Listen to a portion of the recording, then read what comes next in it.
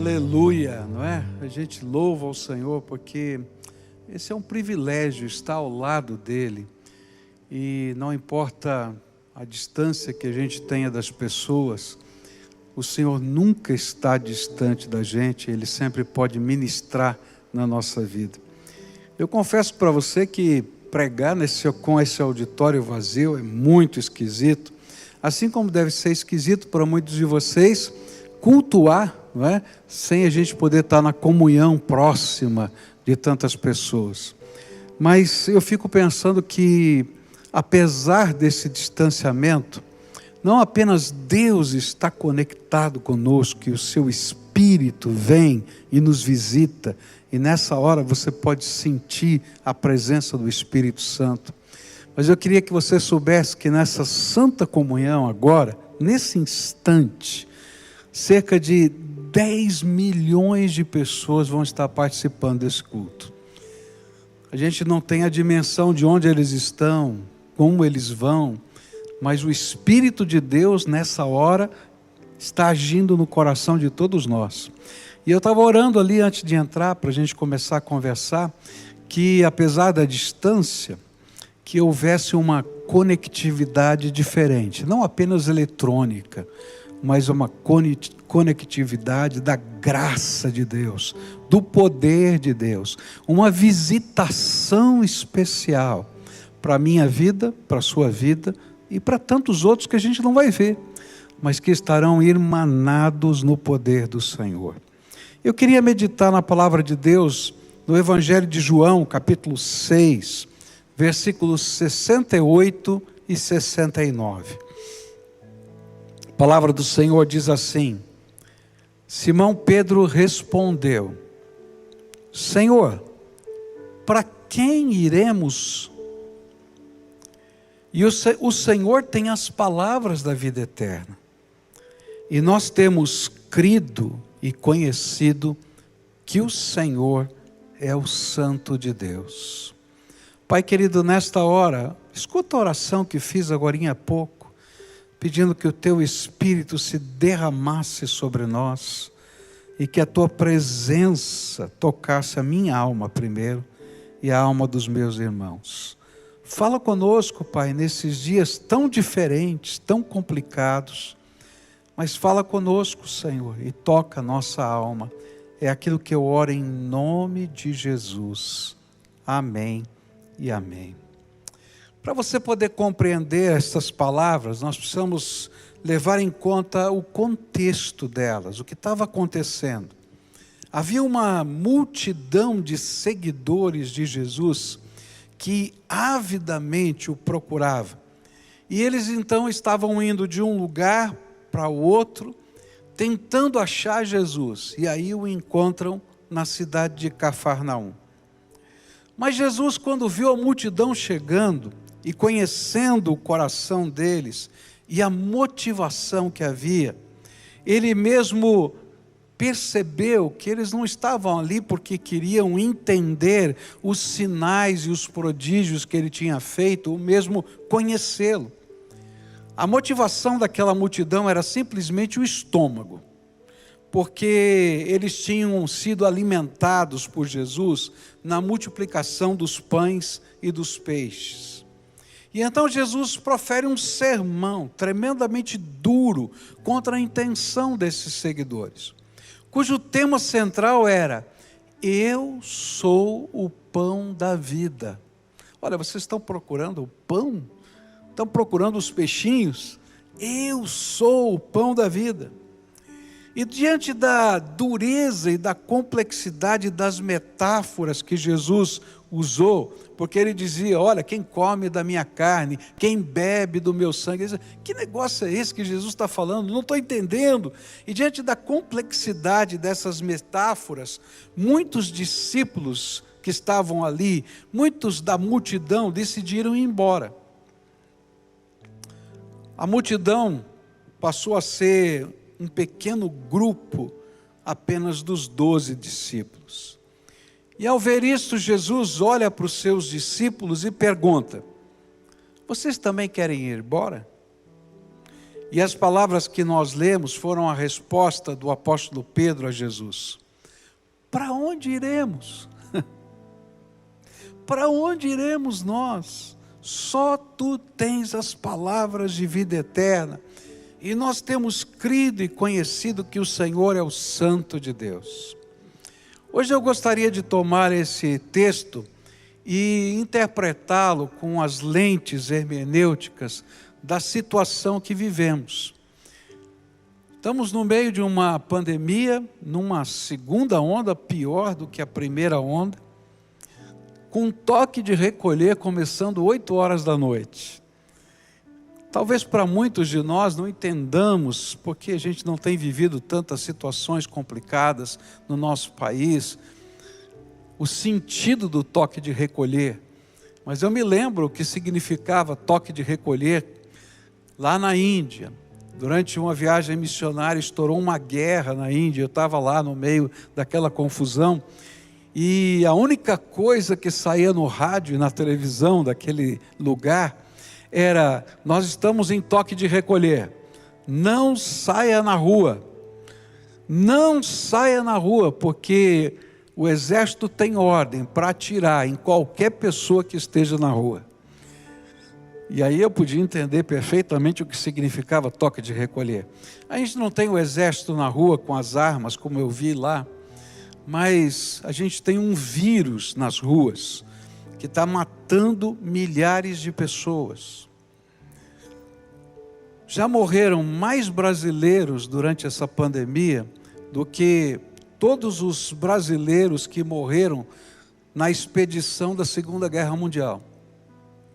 Já morreram mais brasileiros durante essa pandemia do que todos os brasileiros juntos da Segunda Guerra Mundial e da Guerra do Paraguai.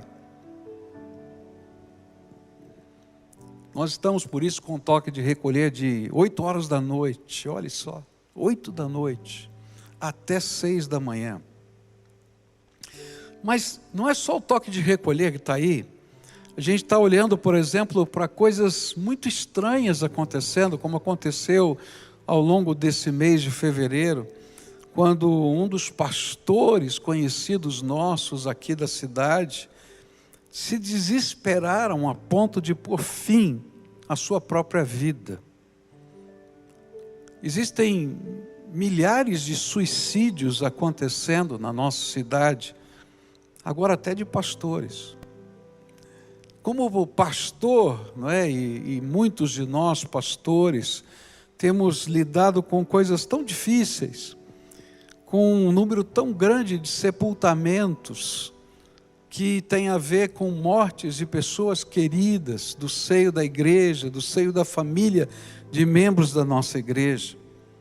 A gente tem encontrado dor e aflição, porque alguns não conseguem emprego, alguns não têm recursos financeiros para enfrentar essa luta toda, no meio dessa confusão pandêmica e econômica.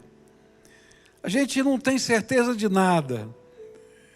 Tem hora que a igreja está aberta e a gente olha e está feliz, e a gente já está até sonhando com as crianças um pouco menores voltando para a casa de Deus, e de repente está fechada de novo.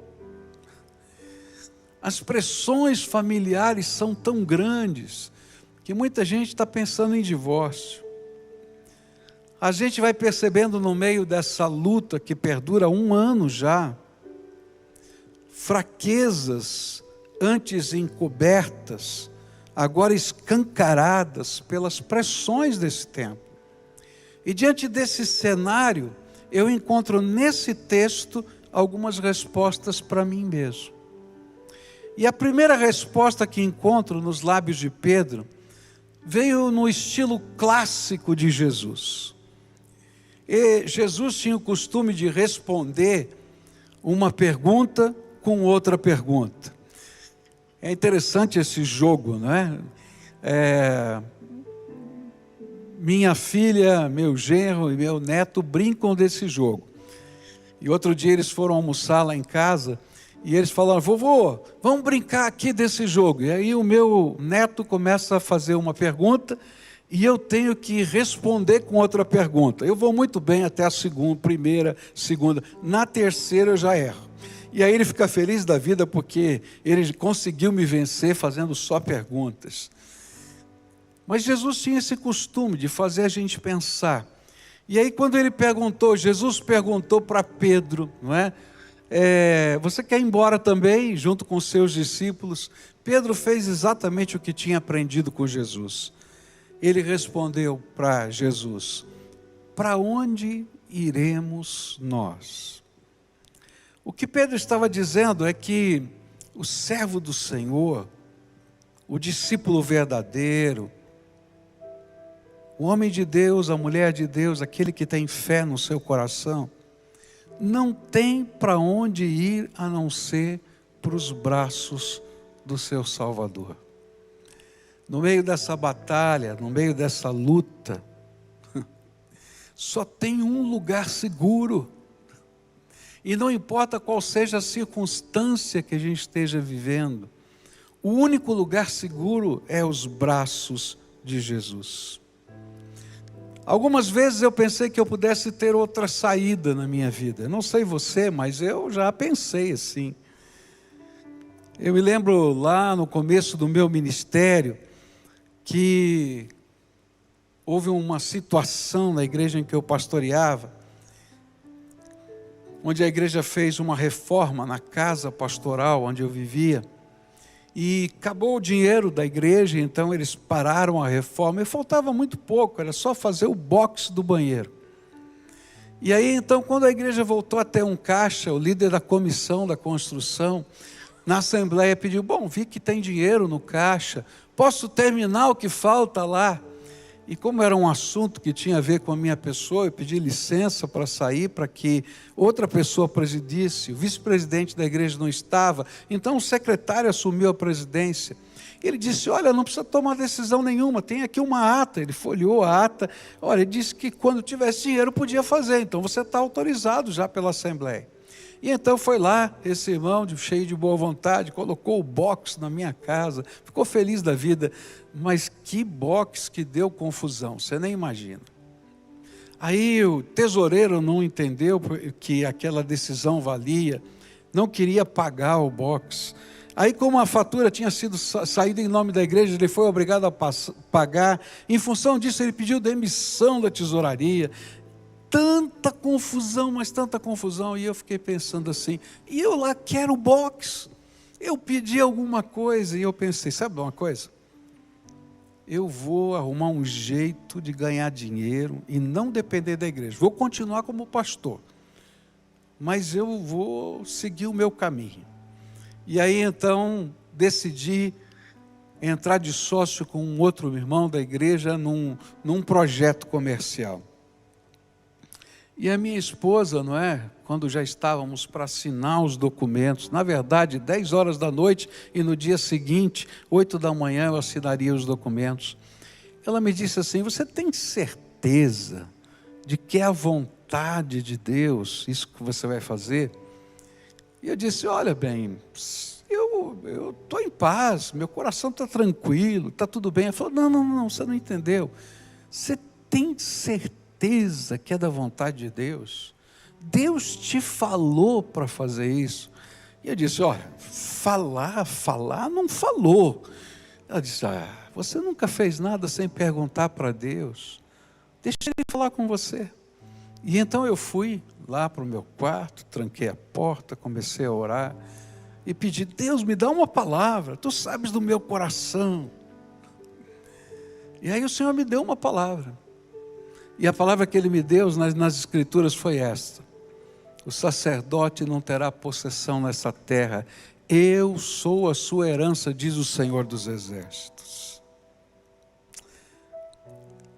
E aí eu tive que pegar o telefone e dizer para o meu futuro sócio que eu não podia entrar no negócio. E ele disse: olha, mas o negócio é bom. Eu sei, mas Deus me falou isso, eu não posso. Ele falou: bom, então eu vou entrar sozinho. Eu falei: entre. Mas naquele dia eu entendi que não existe alternativa a não ser os braços do Senhor. no meio das lutas, das dificuldades, dos problemas, das angústias que vivemos. Aquilo que Pedro estava falando é a resposta ou a pergunta que fazemos ao Senhor diante de qualquer luta, pandemia, morte, luta, angústia de coração. Para onde a gente vai?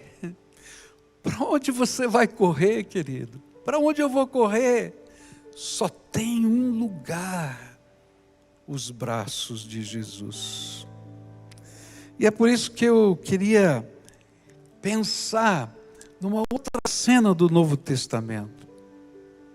Até quando Estevão estava morrendo e as pedras o machucavam até a morte, não havia lugar mais seguro do que ver o céu aberto e Jesus em pé à direita de Deus para acolhê-lo, até quando as pedras doem. Eu conversava com o Paulinho e ele estava me contando do neto dele, uma criança de 8 anos, falando num final de um culto para ele, indo para casa no carro: vovô, você sabe que para mim, os maiores na palavra de Deus são Paulo e Moisés, mas hoje eu aprendi sobre Estevão, e para mim ele passou os dois, porque mesmo levando pedradas, ele podia ver o céu aberto e Jesus diante dele. Para onde iremos nós? Porque mesmo quando as pedras batem e machucam o nosso coração, a nossa alma, a nossa carne, só tem um lugar seguro. E esse lugar seguro é o braço, o colo do Senhor. Por isso, eu queria desafiar você a pular no colo do Senhor e a ser como criança e deixar o Senhor te abençoar. Sabe como é que eu imagino? Porque Deus diz isso, Jesus disse isso para a gente, a palavra de Deus ensina isso, que nós estamos assentados nos lugares celestiais em Cristo Jesus. E quando a gente pula no colo de Jesus, é exatamente isso.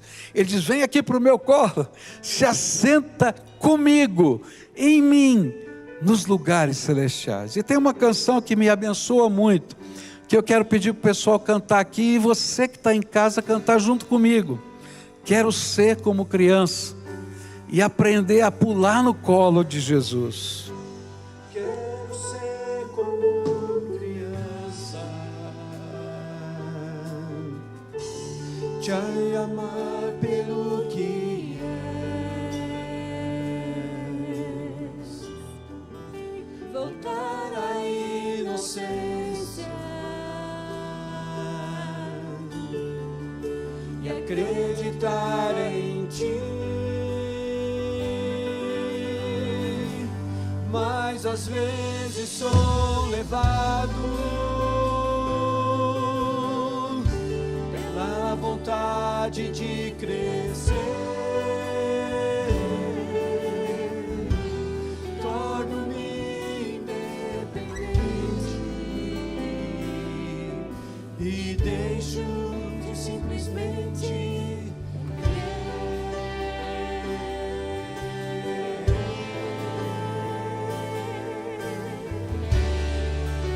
não posso viver longe do teu amor, Senhor. Não posso viver longe do teu amparo, Senhor. Não posso viver longe do teu abraço,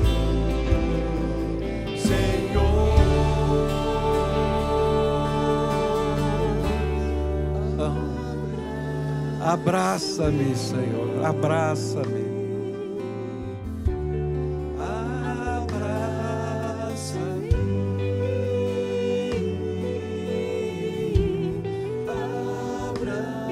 abraça-me.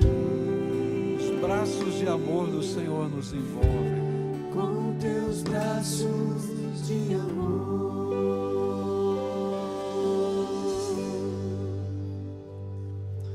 Bom, eu continuei meditando nesse texto, né, e a segunda lição que as palavras de Pedro fizeram marcar o meu coração estão nestas palavras dele: nós temos crido e conhecido que o Senhor é o Santo de Deus. O que Pedro estava tentando dizer para a gente: Senhor, Tu és único. Tu és o único Santo de Deus. Tu és maior que os maiores profetas do passado. Tu és o Deus que se fez homem, o Cristo que nós esperávamos, tanto que temos crido no Senhor. Mas parece que Pedro se viu na necessidade de acrescentar algo ao crer. E ele diz: nós não temos apenas crido no Senhor, nós temos conhecido. Jesus, nós temos visto os seus sinais. Se as multidões te seguem por causa do pão, nós te seguimos porque cremos em quem tu és. E temos visto os sinais e as maravilhas que o Senhor tem feito. Olha, se fora lá a gente não tem para onde correr, só em Jesus a esperança, porque só o Senhor pode. E eu imagino agora Pedro trazendo à memória isso. Só o Senhor pode acalmar a tempestade. Só o Senhor pode dar vista aos cegos. Só o Senhor pode dar ouvidos aos surdos. Só o Senhor pode ressuscitar mortos. Só o Senhor pode transformar água em vinho. Ah, Jesus, nós não apenas cremos, como somos testemunhas dos teus milagres. Sabe, quando tudo à nossa volta parece uma loucura, ou quando não somos capazes de ver uma resposta ou solução, nós precisamos fazer o que Jeremias nos ensinou. Ele disse assim: quero trazer à memória o que me dá esperança, as tuas misericórdias. Sabe o que é que nos dá esperança? As misericórdias do Senhor. E as misericórdias do Senhor foram marcadas na nossa vida. Sabe quando? Como? Quando ao longo da sua história, Jesus fez coisas extraordinárias em você. Sabe, num tempo como esse, a gente tem que pensar como Pedro. Jesus, eu não tenho apenas crido no Senhor, mas eu conheço o Senhor. E a gente precisa trazer à memória aquilo que o Senhor já fez na nossa história. Eu fico pensando às vezes, quando o meu coração está angustiado, e quando eu perco a esperança diante de alguma situação, eu fico lembrando o que Deus já fez. Os momentos em que eu achava que não tinha jeito e Ele veio e deu resposta. Momentos em que eu pensava que não teria nenhuma porta que se abriria e Ele abriu. Eu lembro dos dias angustiosos da minha vida, lá na minha adolescência, quando a mãe estava tão ruim, doente. E eu fiquei pensando, e agora o que eu faço? Me lembro de um dia que o diretor da escola onde a minha irmã estudava ligou para mim. Ele era um antigo professor meu, me conhecia. E quando ele ligou, eu achei estranho. Pensei que tivesse acontecendo alguma coisa com a minha irmã. Ela disse: olha, sua mãe não está bem. Ela está aqui na escola fazendo um escândalo, você pode vir buscá-la. E eu desliguei aquele telefone e fiquei pensando: Senhor, o que eu vou fazer com a mamãe? Eu não sei nem se ela vai entrar no carro, eu não sei nem se eu vou conseguir tirá-la de lá. E mesmo que eu tire, o que eu vou fazer? E naquela hora o Espírito Santo me tocou e disse assim: liga para o teu tio. Eu falei: mas meu tio mora a 300 quilômetros daqui, o que ele pode fazer por mim? Liga para o teu tio. E eu pensei: não, mas meu tio agora está trabalhando, ele não vai atender o telefone. Eu só tinha telefone da casa dele, naquele tempo não tinha nem celular. Liga para o teu tio. E eu peguei o telefone da empresa e liguei para o meu tio. Tocou o telefone e ele atendeu. E disse: sabe, você deu sorte. Eu esqueci minha carteira, tive que voltar para casa. E eu pensei comigo: não dei sorte não, Deus abriu uma porta. Eu falei: tio, eu sei que o senhor não pode fazer absolutamente nada por mim, o senhor está a 300 quilômetros, mas está acontecendo isso. Comecei a chorar no telefone. E aí meu tio disse assim: vai lá, pega a sua mãe, na viagem vindo para cá, passa em outra cidade onde sua avó está, pega a sua avó e vem para cá. Que horas você acha que chega aqui? Eu falei: olha, são umas 11 da manhã, tem que pegar a mamãe e passar para pegar a vovó em outra cidade. Eu acho que até umas 5 da tarde eu chego aí. Ele falou: 5 horas da tarde eu vou estar em casa. E tem um médico amigo meu, ele vai estar aqui esperando você, e nós vamos ajudar você. E eu fui. Cheguei lá, assim aconteceu, o médico estava lá. E o médico decidiu pela internação no hospital psiquiátrico da mamãe. No dia seguinte eu fui para aquele hospital angustiado, porque eu tinha que assinar o termo de responsabilidade. Eu não sabia quanto ia custar, eu não sabia de nada, e assim um peso na alma: vou internar minha mãe. E quando eu parei diante daquele papel, peguei a caneta e fiquei olhando, meu tio viu de longe, saiu correndo, me deu um encontrão assim de ombro, me jogou para o lado, pegou a caneta e ele assinou. Isso é responsabilidade minha. Que peso ele tirou da minha alma. Toda vez que eu fico pensando que as portas se fecharam, eu lembro que Deus já marcou a minha vida com soluções inesperadas, com pessoas que não podiam nem sequer, por causa da distância, fazer nada. Deus é tremendo. Eu tenho crido e conhecido o Deus Todo-Poderoso. Eu poderia contar tantas histórias para você, histórias de marcas de Deus na minha vida, histórias de respostas de oração.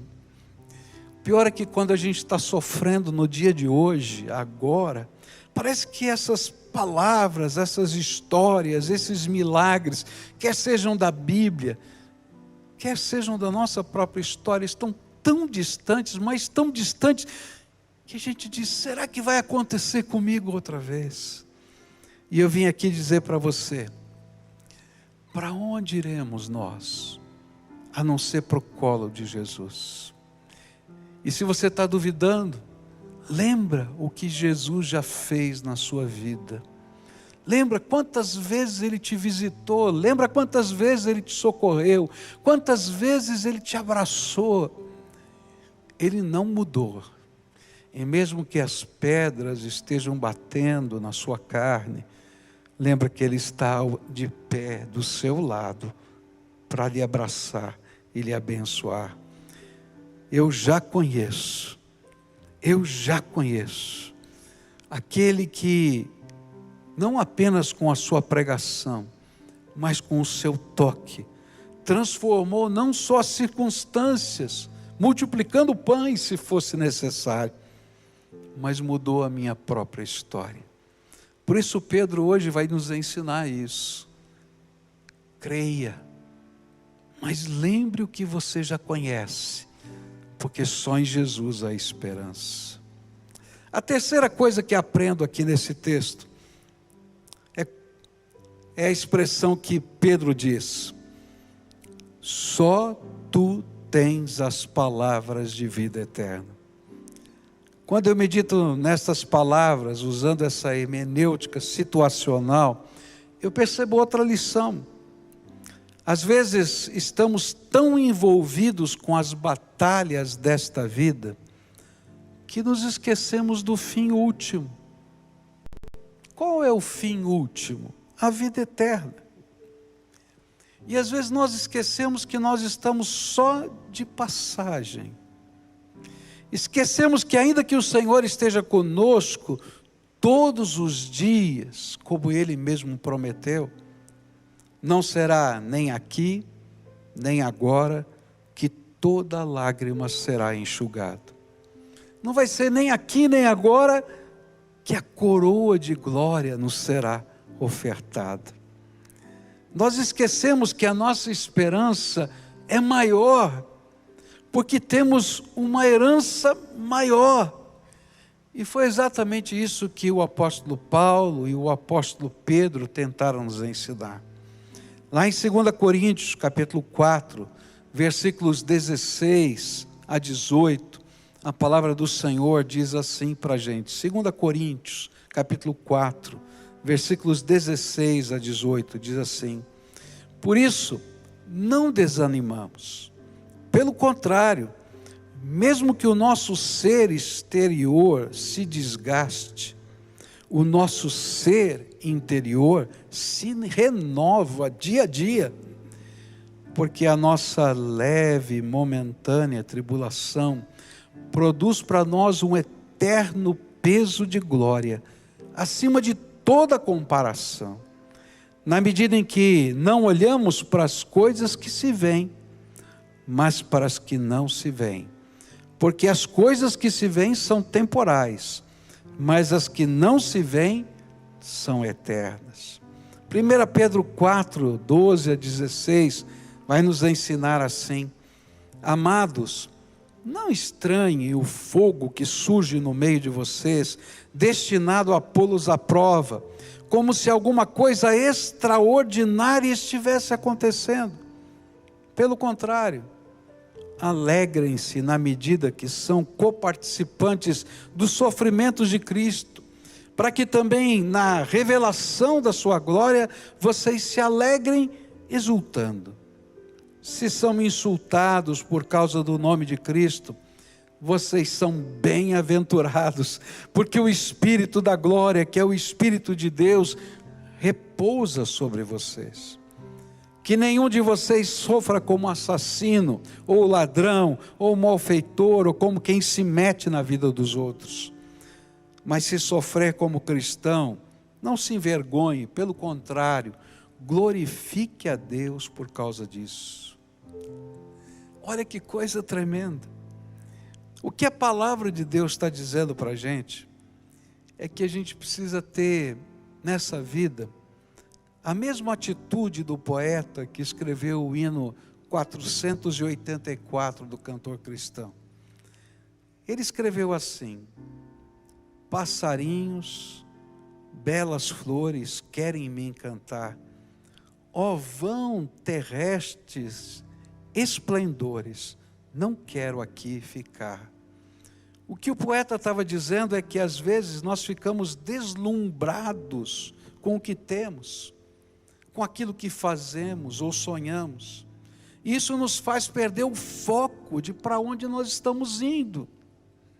E se nós perdemos o foco, o deserto pode parecer insuportável. E seremos como o povo que tinha saudades das cebolas e dos pepinos do Egito. Mas se nós temos a visão da terra prometida, as pedras no caminho não nos desanimam. Eu creio que é por isso que Deus nos permite envelhecer.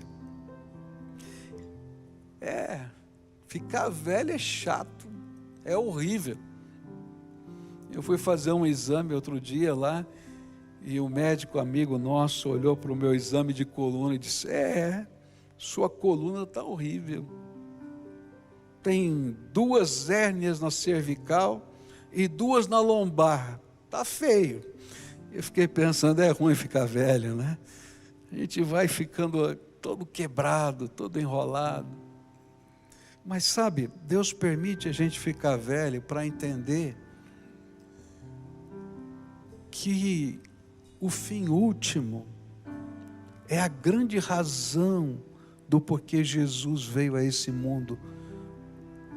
É a grande razão porque Ele morreu numa cruz. Não é porque essa carne esteja devagarinho se desfazendo. Jesus veio para um dia colocar uma coroa de glória sobre nós. Jesus veio para enxugar dos nossos olhos um dia toda lágrima. Jesus veio para nos dar um novo corpo, para nos dar uma ressurreição, para nos dar a vida eterna. E é por isso que Pedro estava dizendo: só tu tens as palavras de vida eterna. Eu creio que Deus às vezes também destrói os nossos castelos de areia, para a gente entender que os castelos que construímos aqui não são o propósito maior de Deus para nós. Ainda que Ele abençoe tantas coisas da nossa vida, olha, não é a tua empresa, não é isso, não é aquilo, tem coisa maior, tem coisa maior. Deus está preparando algo muito maior para mim e para você. O que Pedro estava dizendo é: Jesus, eu entendi que o centro da mensagem não são os pães multiplicados, que só podem saciar a fome por algumas horas, só algumas horas. Olha, se você tomou o café da manhã, daqui a pouquinho você vai ficar com fome de novo e vai querer almoçar. Não, não é isso. Eu tenho que colocar os meus olhos em Jesus para saber para onde Ele está me levando. Porque se eu tenho essa percepção, as pedras e o calor da viagem não nos serão pesadas. Eu queria lembrar para você essa canção que eu li, só um pedacinho, do hino do cantor cristão 484. Eles vão cantar junto com você e comigo aqui, antes da gente terminar essa mensagem, só para a gente lembrar, tem algo maior que o Senhor tem preparado para nós. Linda pátria estou, muito longe, triste eu estou. Eu tenho de Jesus saudade. Quando será que eu vou? Passarinhos, belas flores querem me encantar. Órgãos terrestres esplendores não quero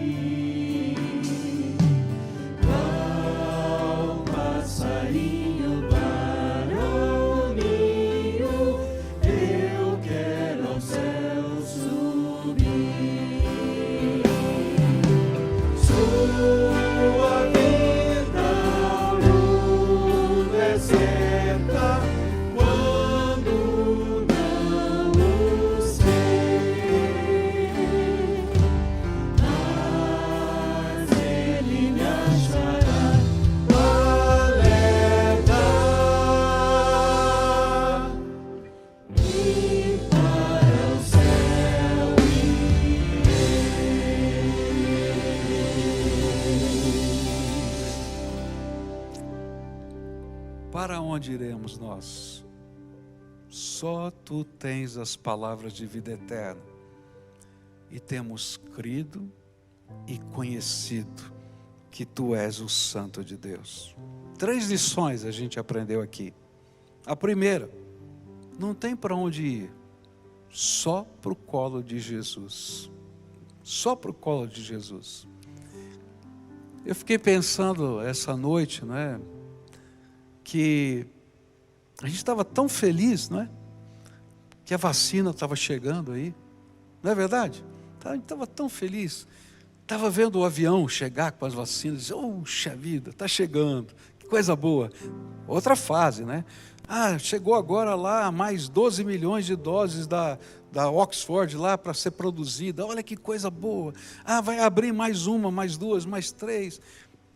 E de repente a gente está num lockdown, porque as mutações desse vírus podem atrapalhar tudo isso.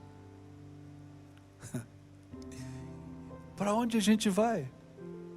Só para o colo de Jesus. Não tem outro lugar. E sabe, quando a gente fica com medo, quando a gente fica angustiado, quando a gente não tem perspectiva, o colo de Jesus não é apenas o refúgio, mas é a certeza, a esperança. Porque a gente conhece, não apenas crê, aquele que é poderoso para fazer muito mais abundantemente além daquilo que pedimos e pensamos, segundo o poder dele que em nós opera. E apesar de tudo, a gente está envelhecendo e um dia vai morrer. Mas mesmo quando chegar esse dia na minha vida e na sua vida, se eu estiver no colo de Jesus, eu tenho a certeza da vida eterna. Nessa manhã eu queria orar com você como a gente sempre faz. Se a gente estivesse aqui nesse culto presencial e você estivesse conosco, eu ia pedir para você de alguma maneira se manifestar na presença de Deus. Ou eu pediria para você vir à frente, ou você ficar em pé, ou você levantar as mãos. Porque eu creio que quando a gente se apresenta na presença de Deus, isso tem que ser um ato não apenas da mente, mas do ser completo. Eu por inteiro me entrego na mão do Senhor. Então, se você está participando desse culto, quem sabe na sua casa, assistindo pelas mídias sociais ou pela televisão, eu diria para você, coloca-se agora numa posição de adorador. Se você está sentado, se puder, se ajoelhe. Se você está deitado, fica de pé na presença do Senhor. Se você não pode fazer isso, quem sabe você está enfermo, levanta a tua mão para o alto, como quem grita por socorro na presença de Deus. Sabe, a nossa mente está conectada, mas o nosso ser inteiro tem que buscar a face do Senhor. Se você está dirigindo o seu carro, para o carro agora, estaciona, e fala com Deus, porque Ele quer visitar a sua vida hoje. E sabe o que a gente vai falar com o Senhor?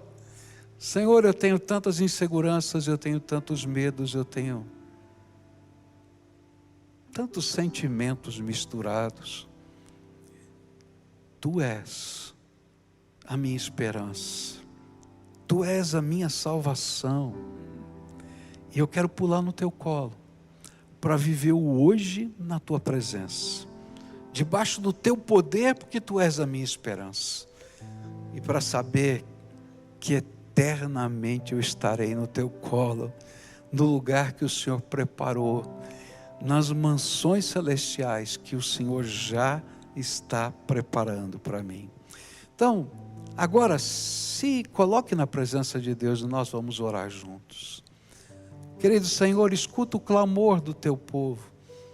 Alguns estão doentes aqui, Senhor, por isso não conseguem nem se levantar, apenas ergueram suas mãos, que é o máximo que conseguem fazer.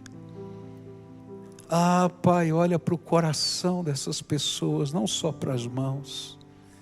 Olha, Senhor, para a busca da alma e visita com o teu poder agora. Eu me lembro, Pai, de uma filhinha tua que deu um testemunho tão lindo. dizendo que num determinado momento, que ela estava num hospital, ela sentiu Jesus sentando ao lado dela na cama, e pegando um bálsamo e passando nas suas costas. E Senhor, quando ela se despertou, que ela não sabia se era um sonho, se era uma visão, ou o que era, ou apenas um sentimento, a cura veio sobre a vida dela. E eu quero te pedir, Jesus, não manda um anjo, vai agora, o Senhor mesmo, e toca esses teus filhinhos, essas tuas filhinhas, que estão dizendo: Senhor, para onde iremos nós? Não há outra esperança, só o Senhor. E nós cremos e conhecemos quem Tu és, o Santo de Deus. Só Tu tens as palavras de vida eterna. Visita, Senhor. Ó Pai, tem pessoas que estão aqui participando desse culto, que têm os seus queridos enfermos, ou quem sabe o coração doído, machucado, porque alguns partiram. Ah, Senhor, Tu conheces a dor.